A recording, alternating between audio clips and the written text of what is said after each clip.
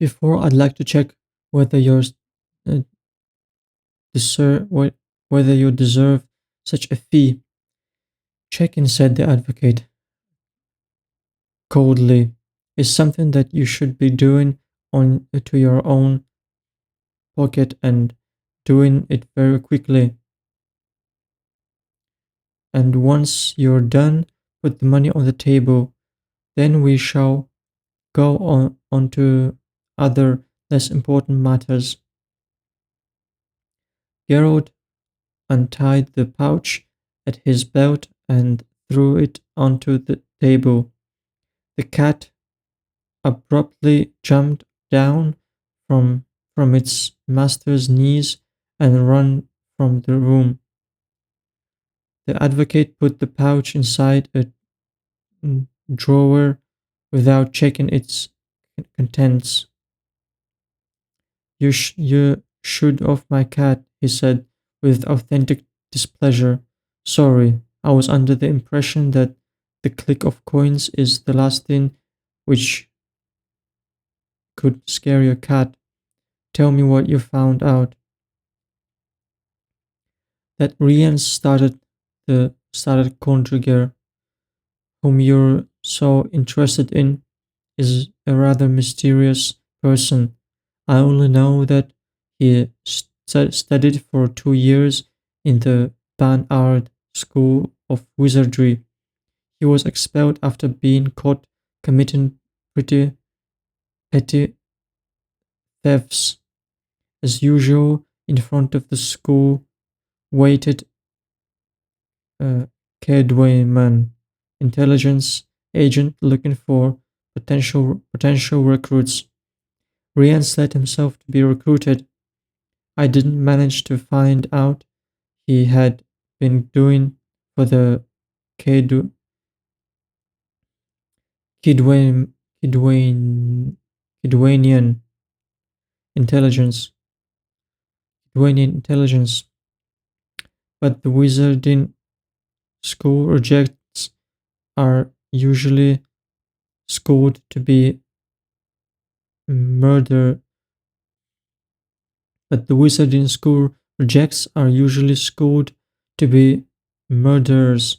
Satisfied? Very much so. Tell me more. Second piece of information comes from Sintra. Master Rians spent some time in the dungeons in the dungeons there during Calante's reign. What for? For unpaid debts. He hadn't been there for long because someone paid them off along with the interest. The transaction took place through a bank with the sponsor's full anonymity. Anonymity. I tried to track him down, but I gave up after the fourth different bank. However, bought Rians, whoever bought Rians out was a true professional and really needed that anonymity. Codringer coughed heavily, raising a handkerchief, handkerchief to his mouth.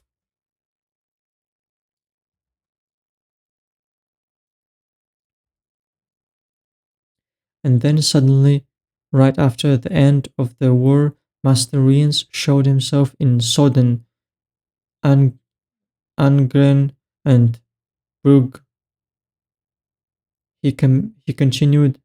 He continued, changed beyond recognition, at least in his behavior and the amount of cash he threw around. The cheeky son of a bitch didn't bother making up a new name. He still called himself Riens, and under his name, he started an intense search for a certain person, or rather a certain child. He visited druids from Angren, an enclave who were taking care of war orphans. The body of one of them was later found in nearby woods, massacred, showing signs of torture. Then Rience appeared in Transriver. I know, Geralt interfered. I know what he did to the peasant family in Transriver. For 250 crowns, I expected more. For now, the only new information to me was the one about wizarding school and Cadwinian intelligence. I know of the rest. I know what Rience is a heartless murderer. I know that he's arrogant thug who doesn't bother using an allies. I know that he's working on somebody's order, but who's Conjunger? Some wizard, no doubt. It had to be a wizard that brought him out of the dungeon, You told me yourself, and Dandelion confirmed that Rience is using magic, real magic, not tricks known to expel students.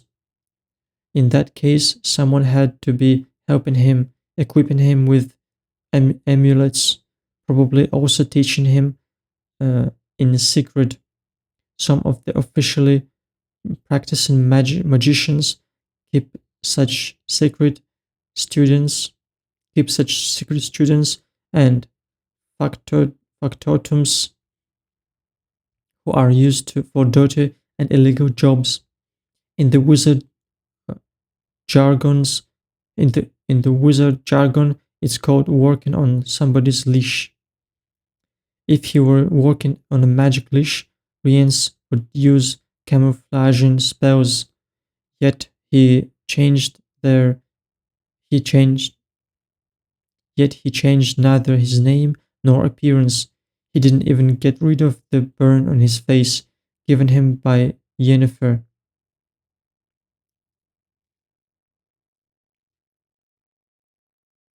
This only confirms that he's working on the leash, Conjurer coughed. Magic camouflage.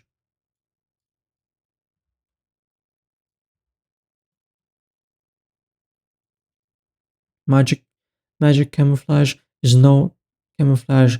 Only amateurs use something like that. Had Rience been hiding under an illusion, he would have been immediately noticed by every magical alarm in town. Wizard can spot illusions perfectly. Wizards can spot illusions perfectly. Even in the biggest crowd, Rience would catch attention of a wizard as if he had flames coming out of his ears and smoke out of his rear end.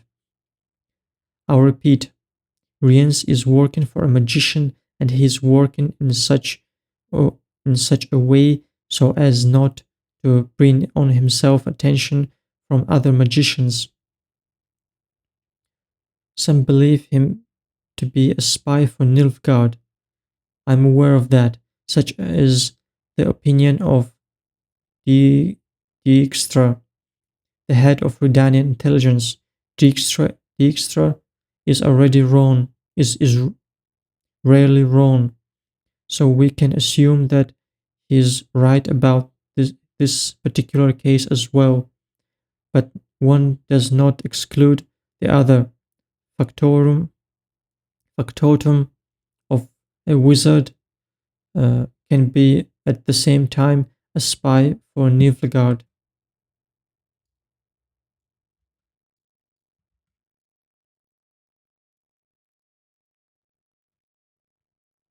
In other words, some officially practicing wizard is spying for Nilfgaard through his secret factotum. Rubbish, Conjunger uh, caught, caught, coughed, and looked carefully at the handkerchief. A wizard would be spying for Nilfgaard. What for? For money? Ridiculous. Hoping, hoping some, hoping for some great power under the rule of Emperor Emir. Even more ridiculous, it's not a secret that Emir van Emir Emreis keeps his magicians on a short leash. The wizards in Nilfgaard are treated with the same respect as, let's say, stable boy,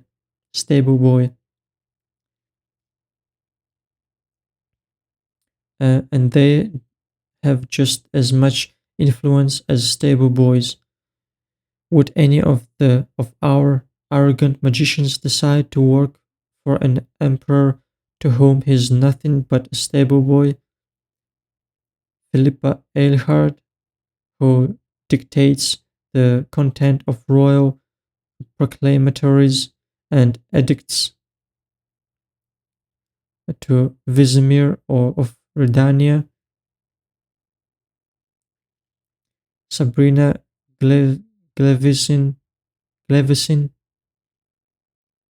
who interrupts speeches by Henselt of Kedwin, Kidwin with a smash of a fist on the table and demand that he shuts up and leaves and listens. Vingerfords of Roggeveen, who had recently told King Demavend of Aedin that he had no time for him at the moment. What about Rience then? Nothing special. Nilfgaarder intelligence wants to get close to the wizard by recruiting his factotum. Rience would mind betraying his master for a handful of Nilfgaardian florins.